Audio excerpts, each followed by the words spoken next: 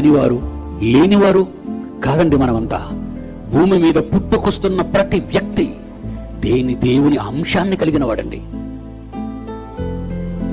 నిజమండి.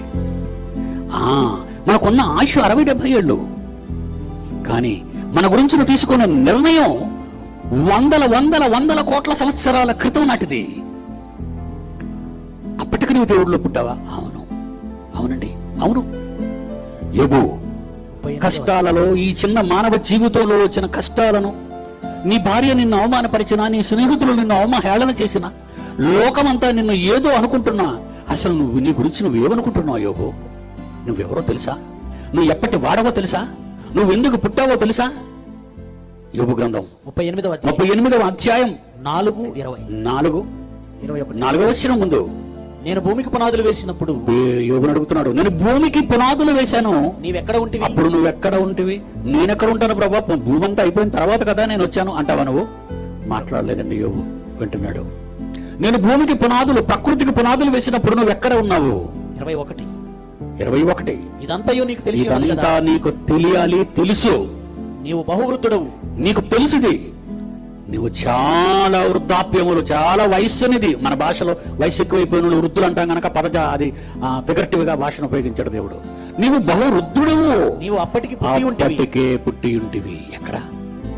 నాలో ఉన్నావు, నాలో పుట్టావు. నా మహాశక్తివంతమైన ఆత్మలో నువ్వు కూడా ఒక భాగానివే. చెప్పండి. నన్ను ఆకర్షించిన పదం, నన్ను ఆయన పాదాల దగ్గర కట్టి పడేసిన పదం, ఆయన ప్రేమకు జోహార్ అన్న పదం అదేనండి. నిజంగా అది చూశానండి, నేను మారిపోయానండి. ఎంత దూరం ఆలోచించావే. ఒక పూట తిండి కోసం ఆలోచించే మేము, పైసా గురించి కకృతి పడే మేము, ఎన్ని అబద్ధాలు, ఎన్ని మోసాలు, ఎన్ని దగాలు చేస్తున్నావయ్యా. ఎంత గొప్ప వాళ్ళమా మేము. నువ్వు అప్పటికే పుట్టి ఉంటివి. ఎక్కడ? నా లోపల ఉన్నావు. నా లోపల ఉన్నావు. నువ్వు నా లోపల ఉన్నావు.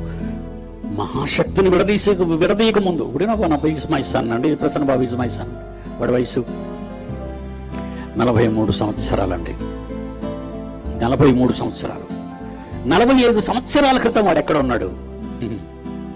తెలిసిపోయింది మీకు. నాలో ఉన్నాడు. తన కుమారుడిగా నాలో ఉన్నాడు.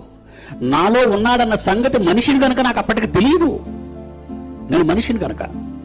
ఆయన సర్వేశ్వరుడు, తండ్రి, ఆయనకు తెలుసు. 45 ఏళ్ల క్రితం నా కుమారుడు నాలో ఉన్నాడు. వండర్ కదండి అది, వండర్ కదా. కీర్తనల గ్రంథం 119వ అధ్యాయం 57వ వచనం. కీర్తన 119:57. యెహోవా నీవే నా భాగము, నువ్వు నా భాగం. పెద్ద భాగం అక్కడుంది, చిన్న భాగాలన్నీ భూమి మీదకి వచ్చాయి. మీరు తండ్రిలోని భాగం.